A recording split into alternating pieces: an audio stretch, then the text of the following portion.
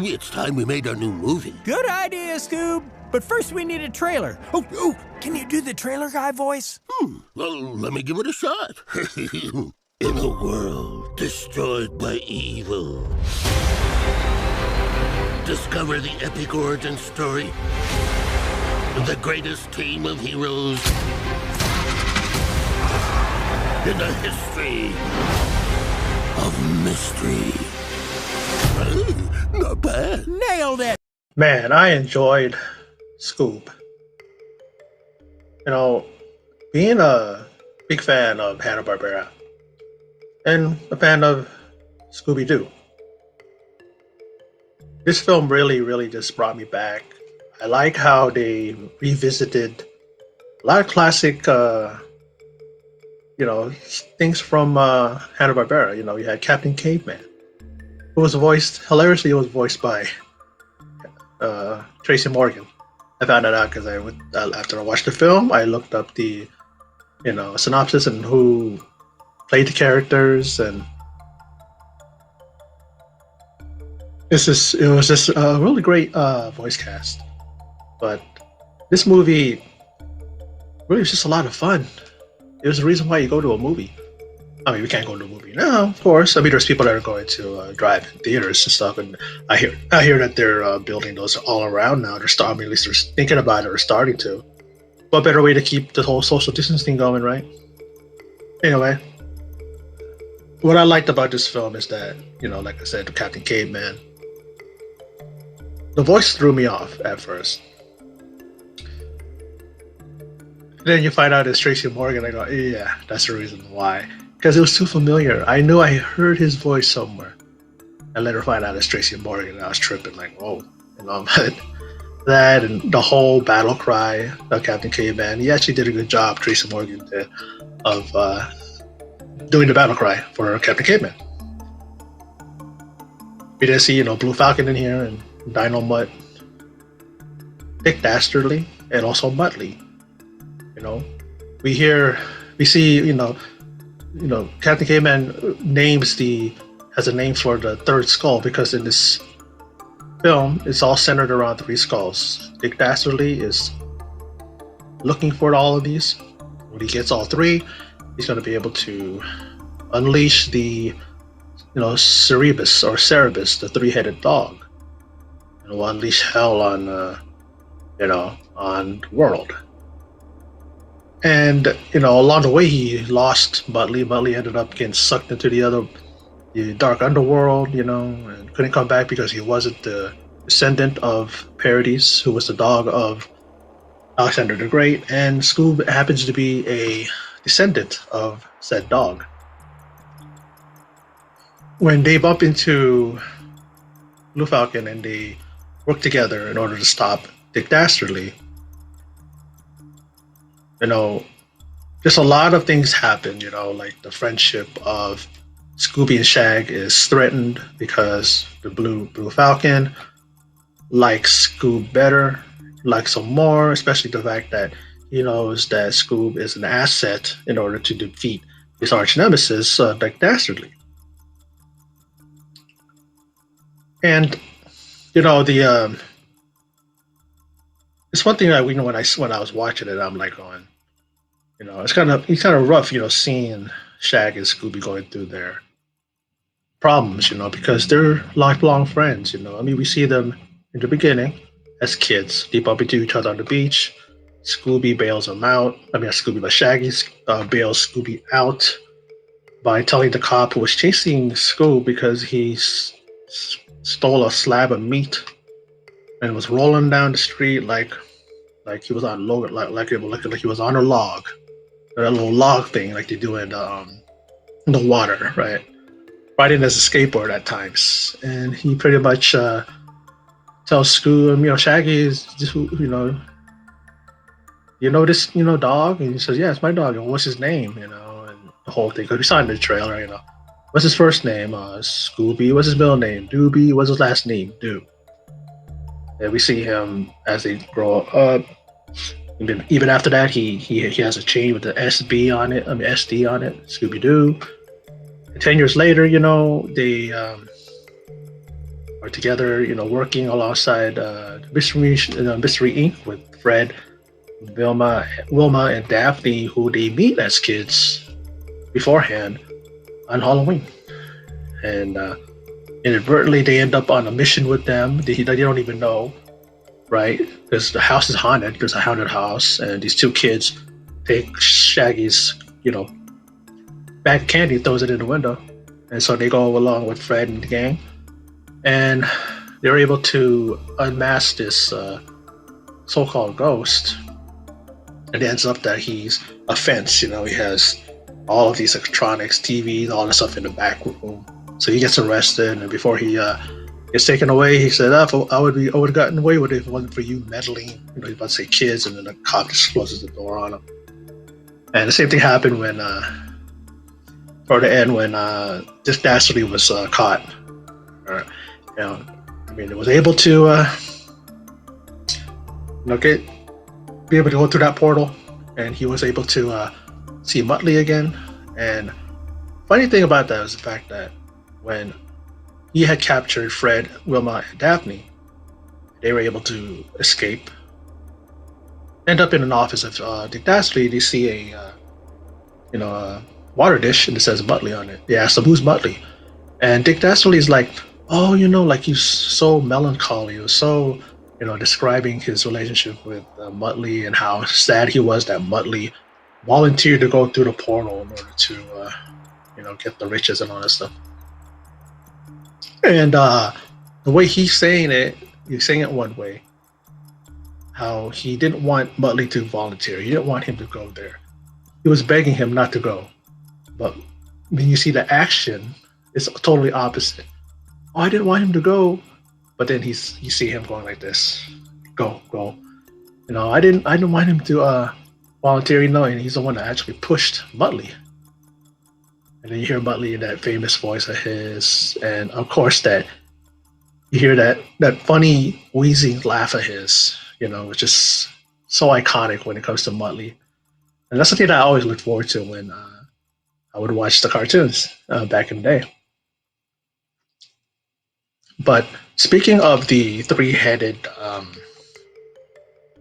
Cerebus, the animation to me looked like someone else worked on it, like it was a different type of CGI company, or maybe it was the same company. I'm pretty sure, but they did something to the thing that made them look real realistic. Like it looked really different from just the regular standard CGI animation of the other characters,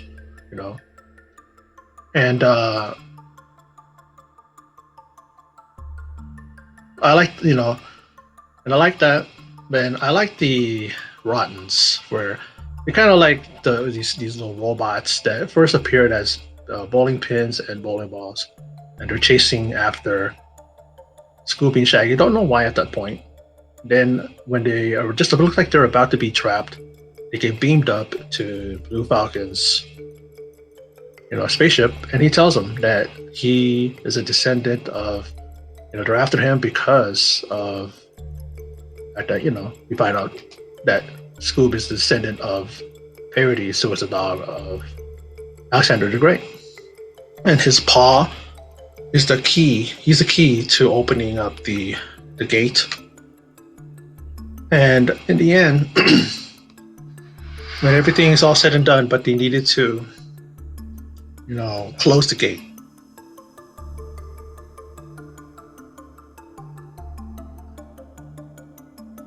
And Shag's like, how are we going to do that? Let's do it. And then Velma goes, one has to hold the gate shut here. And then Daphne says, while one has to lock them from inside the underworld. So Scooby's all about doing it. And they're fighting, over who's going to put their hand in the handprint, because there's a human handprint and there's a dog handprint. And it's spinning around, and then Shaggy in the end puts his hand in there, and then he goes to the other side. And they think that Shaggy is lost. But then there's one more part to that prophecy, and that is that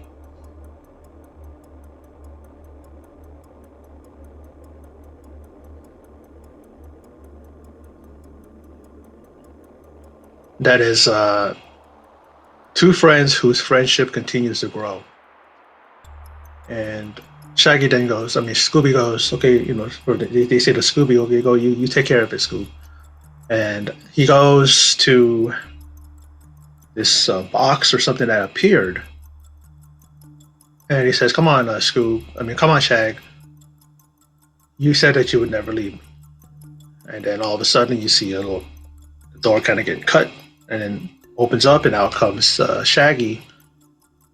And they're reunited. And then we see them in the end. A person comes on the laptop and says that there is a case, there's something going on, and they're off to fight another mystery, to face another enemy. And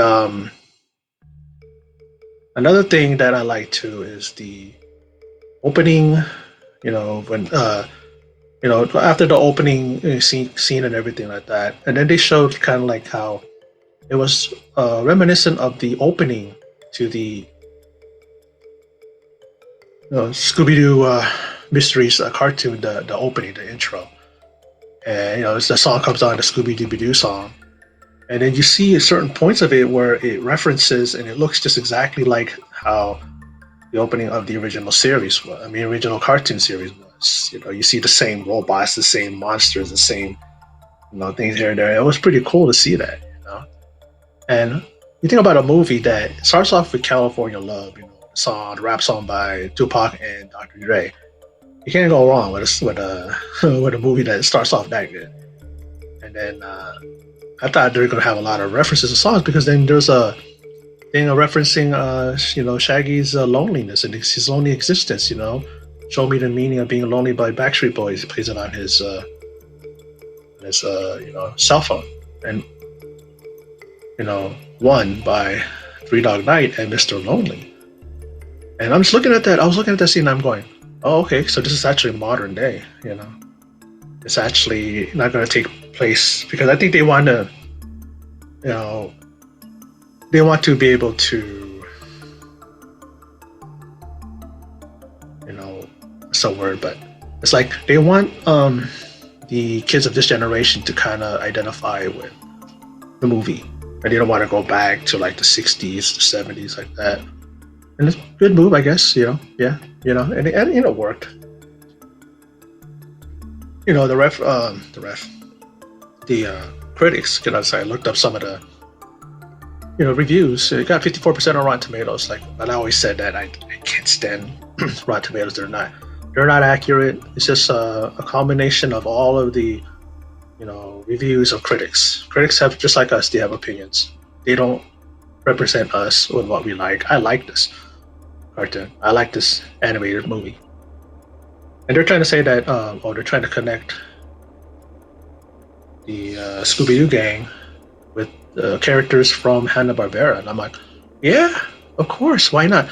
Why wouldn't they do that when they're part of the Hannah Barbera universe? And I like the way they did it. They connected them in a way that made sense. It wasn't nonsensical. It was well done. I love the wackiness of the fighting that when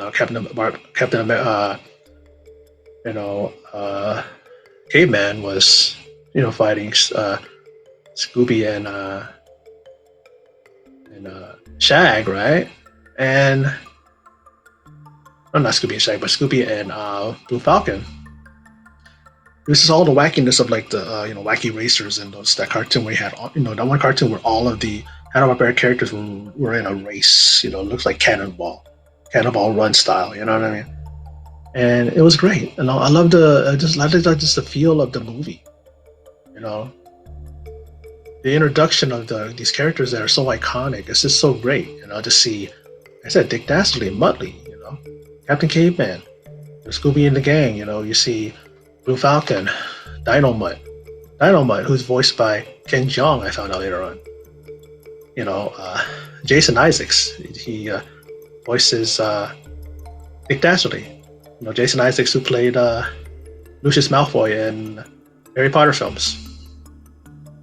You saw, Muttley was voiced by Billy West, was known as one of the sidekicks of Howard Stern, and he voiced Red and Stimpy. He voiced Larry. He does a great impersonation of Larry Fine from The Three Stooges. Hilarious rendition of his voice.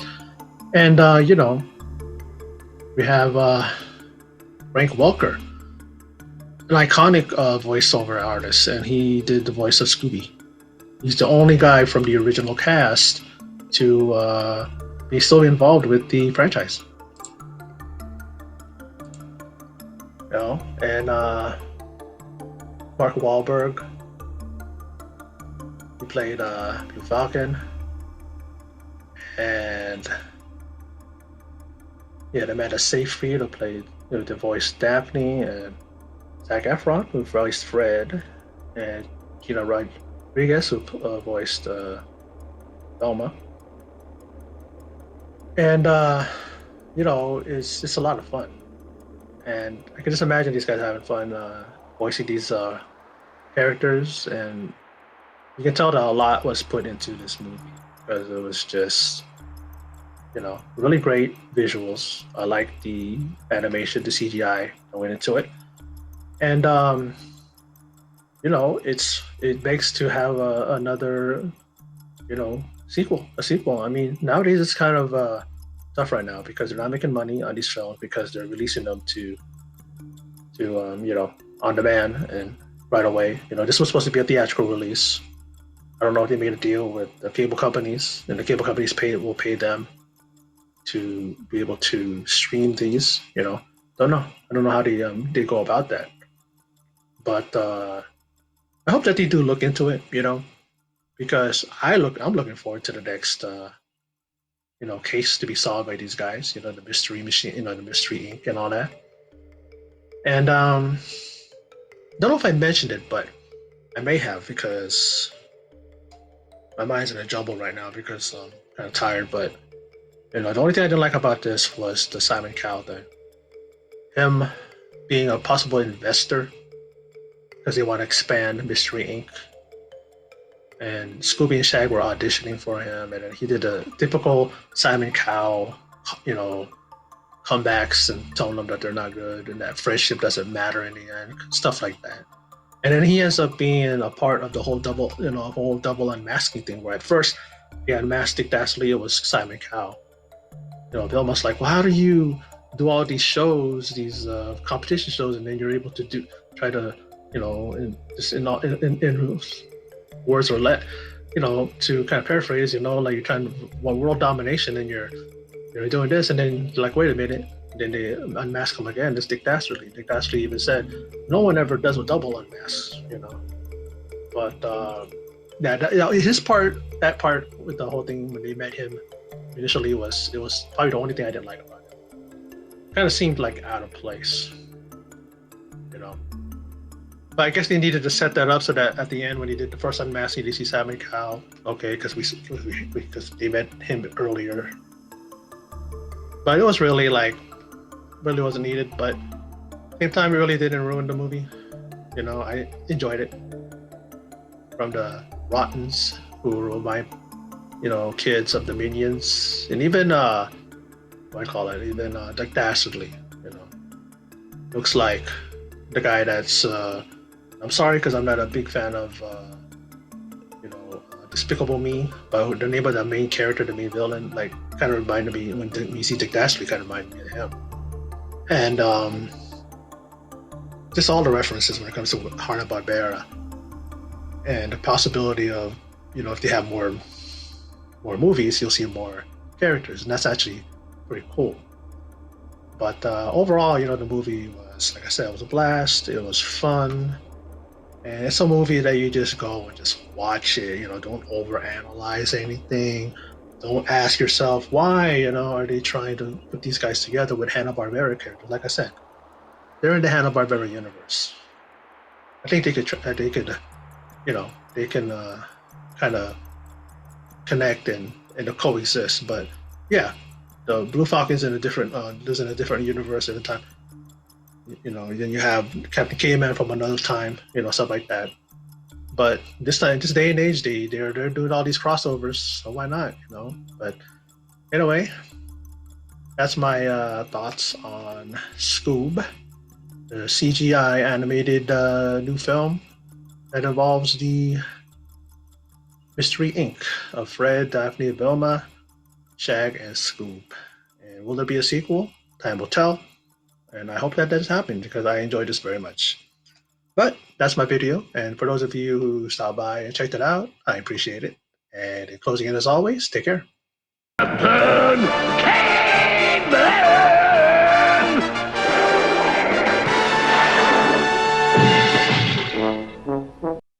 Please remember to subscribe, click like, and click the bell icon for all notifications on this channel.